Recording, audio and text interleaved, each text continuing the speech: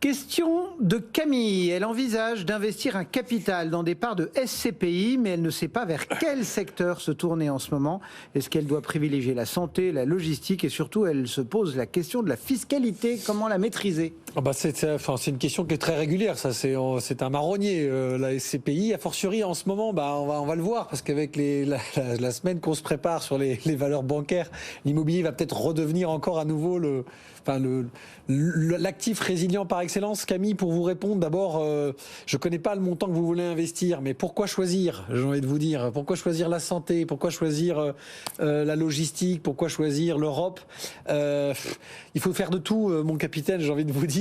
Dans l'absolu, la diversification reste toujours et encore plus aujourd'hui l'alpha et l'oméga en SCPI. Pourquoi ? Parce qu'en fait, souvent les gens ont tendance, quand on parle de SCPI, donc Société Civile de Placement Immobilier, à s'intéresser à un sujet, à un secteur, à un domaine, et à mettre la totalité de leurs actifs parce que ça leur parle. Souvent, ils regardent aussi le rendement, et c'est selon le rendement de la SCPI à N-1 que tous les investisseurs vont aller vers cette SCPI. On le voit très régulièrement. Il faut faire très attention à ça.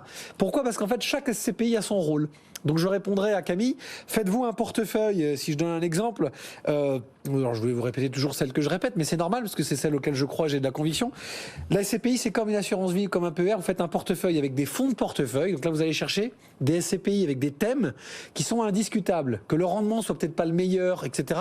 Peu importe, un taux de rendement interne sur la durée sera toujours rassurant et sécurisé sur des SCPI de type Primovie pour la santé, on est à plus de 3 milliards, le groupe Primonial connaît très bien cette SCPI. Pourquoi elle est intéressante ? Parce que même si c'est pas celle qui rapporte le plus, on est à 4,50 en 2022, forcément, elle bouge pas. Le rendement, il est assez régulier.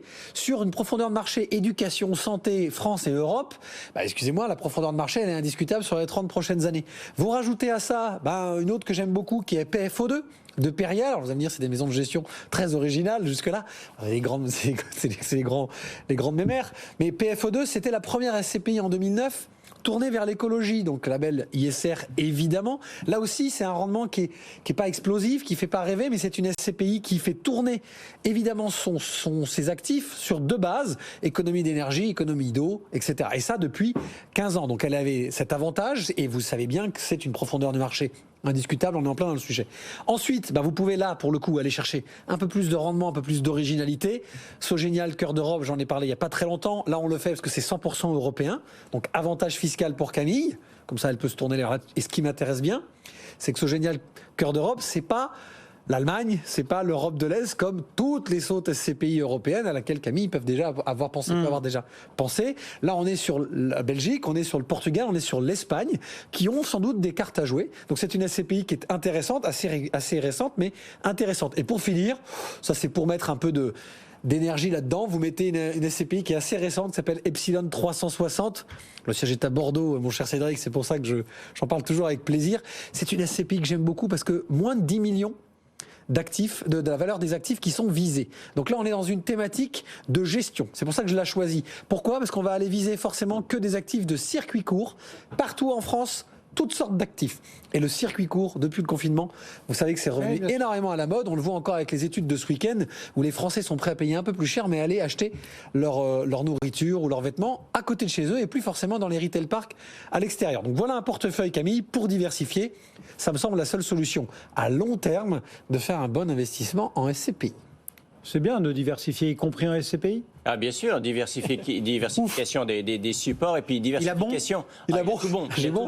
Et il a tout bon. Et pour compléter simplement la diversification aussi sur le plan fiscal, vous pouvez effectivement investir en dehors de la France, mais vous pouvez aussi investir soit en direct.